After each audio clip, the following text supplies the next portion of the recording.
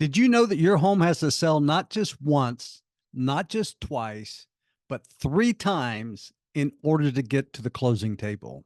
That's what this video is about. I'm Dan Forbes, broker of Forbes Realty in Leander, Texas, about 30 minutes north of downtown Austin, right there at the state capitol. I live, work, and play here in Leander and Cedar Park, Texas, and all of Williamson County and most of the Austin area. So that includes Cedar Park, Leander, Liberty Hill, Pflugerville, Round Rock, Georgetown, and what I would call North Austin. But let's get into today's topic right after this.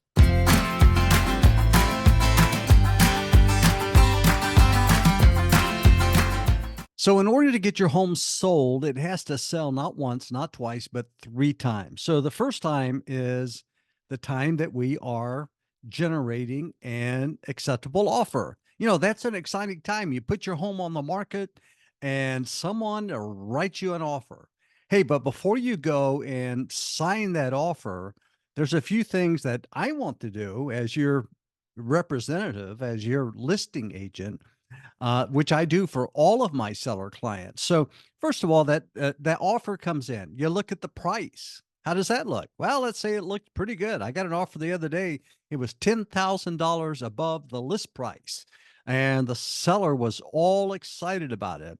But there's a few other factors that I like to vet out about that buyer before I would, recommend or counsel the seller to give them information that they have to decide, whether or not they're going to accept that offer or not, because I want to make sure that the buyer that writes the offer that you as the seller accept, that buyer has the highest likelihood to close.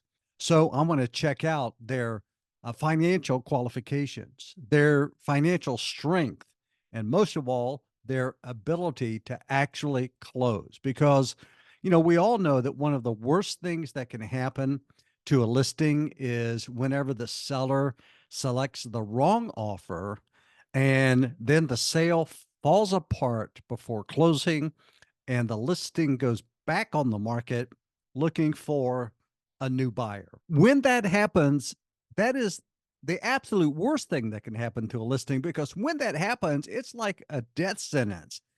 So I had that happen about 3 weeks ago. We received a full price offer. The buyer's qualifications looked good. I did everything I could to vet the buyer, but I really didn't realize that the agent representing the buyer didn't tell us some things. And so we were, a little bit in the dark about that. The buyer terminated the transaction, which they had the right to do. And so I immediately put the home back on the market, immediately started getting showings because the home was priced right. It was an exciting price on an exciting property. But every agent that was calling about showing the property, I think we probably had 5 showings, that next day. They wanted to know what happened. Was there something wrong with the home? Was there something that came back on the home inspection that caused the buyer to back out? Why did that first transaction fall apart? And I had to answer that question to every agent that showed the home and assured them, hey, this wasn't about the home. This wasn't about the seller. This was something about the buyer. And, fortunately, we were able to get the home under contract again at a great price, and everything is going well, and that home's going to be closing here very soon. So your home has to sell not once, not twice, but 3 times is the topic of this video. And so that's the first thing. That is the offer. And I want to vet out the buyer to make sure that they have the highest likelihood to close. So the second step is getting through the buyer's due diligence contingencies. And, what that means primarily is during the option period, the buyer can have any and all inspections that they want to have. So recently I've had buyers that had not only a home inspection, but a foundation inspection, a roof inspection, and all of those are contingencies to get through.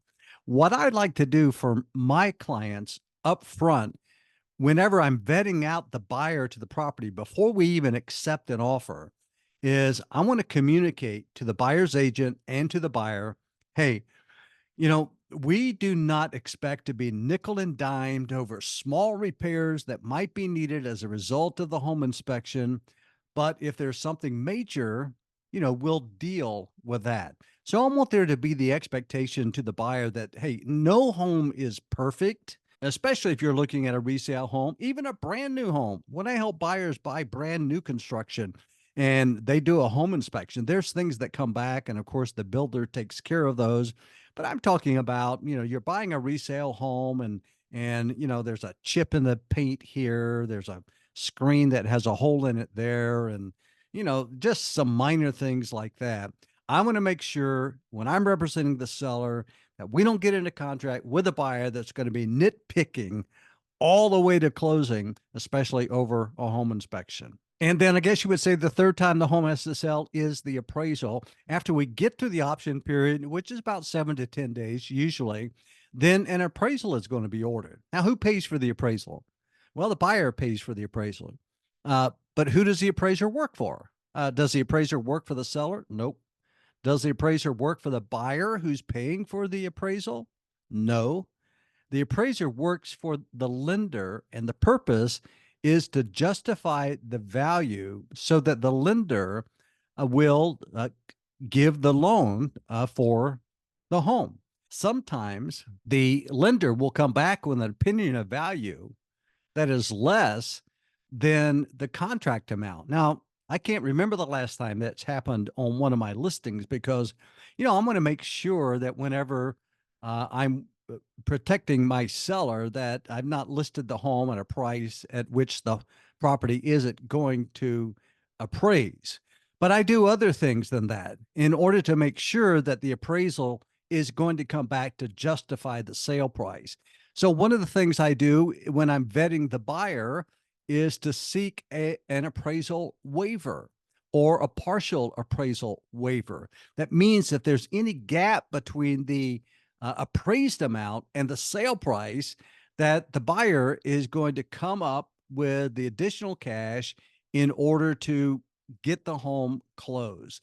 The other thing I do is I ask my sellers to fill out a detailed list of all the improvements to the property so we can give that to the appraiser. And then I also provide my detailed pricing analysis to the appraiser to make their job easier. So your home sells not once, not twice, but 3 times. And when you're working with a great listing agent, your listing agent is going to help you get through that whole process. At least that's what I do for all of my clients. Hey, I hope that you like what you hear on my channel. And if so, do me the biggest favor. Look down in the description below and you'll see how that you can call me, text me, send me an email.